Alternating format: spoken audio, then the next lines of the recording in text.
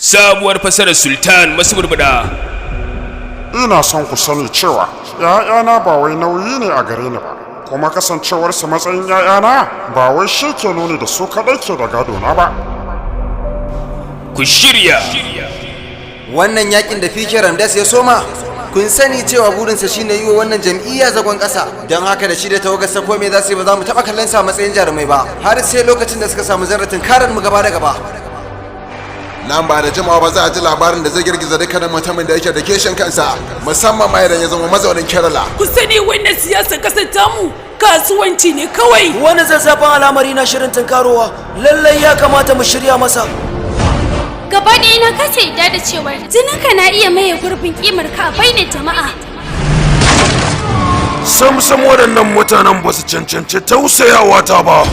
Ka bincika ko da akwai wani suna guda ɗaya wanda suke takun saƙa da shi. Tun daga kan rukunin yan ta'adda zuwa rukunin ƙungiyoyin aljihad, babu ɗan yake da zan daga wa kafa. To wai har yanzu ba ku samo shi ba? Madam, a yanzu haka muna ta kokarin bibiyar sa. Turkiya, London, Faransa, Yemen, Senegal, Iraki da kuma ƙasar China. Yana ina yanzu. Da wucewar kowace dakika ɗan badirgin sa sauyawa take yi. Wanda ya sanya mummunan fure tsakanin uba da kuma ɗansa, munin wannan fure ya zarce na faɗan mutuwa.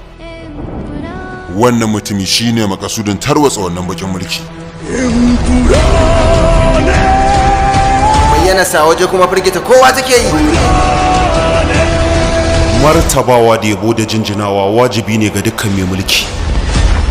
A bangaren jambi kuma na san bata da matsala a kowanda zai kare ta, wato kawuna. Wani mutumi ne dan siyasa da ya taba zama wa dan majalisa a Kerala. To amma labe me yasa kowa ke da tsoron tunkarar bincike a kansa? Saboda har yanzu da akwai bangaren da babu wanda ya sani a cikin labarin Stephen ne dan falle. Ka fuskanci duniya kawai Ibrahim. Yayin da gagararre ya mika kansa ga shedani, zai zama na babu wani sauran abin ya dafa ce wannan shedani. Dukkanin wani makiyinka to shakikin aboki ne a Me gida? Babu shakka da akwai wani ɗan yaki a gefe da yake taimaka masa. Waye shi to? Zaid Masaud. Da buƙatar mu kawo ƙarshen wannan yakin. Lalle mu shirya wa gagarumin yaƙi.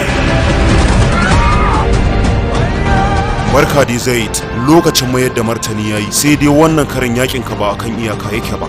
Yaƙi ne na cikin gida domin ceton kimar mu. Ba mu da wani sauran lokacin batawa. Jama'a ku shirya domin cancanewa da wannan kasitaccen shiri wanda ya sami ingancin aiki daga kamfanin Sultan masu burbuda. Ai ga irin ta nan. Tun farko ma uban wasa ku gabari har ya kira wancan Zaid din. Bakin alƙalam ya bushe tun da dai har suka haɗu ƙarshen bakin mulkin ku ya zo. Wai ya gaya muku hakan ya dame ni? Su zo a yi ta yin ɗauke ba daɗi. Wata! Diga cikin wannan shiri mai suna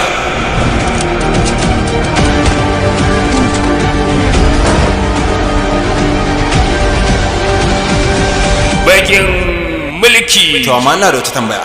Me ya makasudin wannan antayan? Don mu shafe bakin mulki.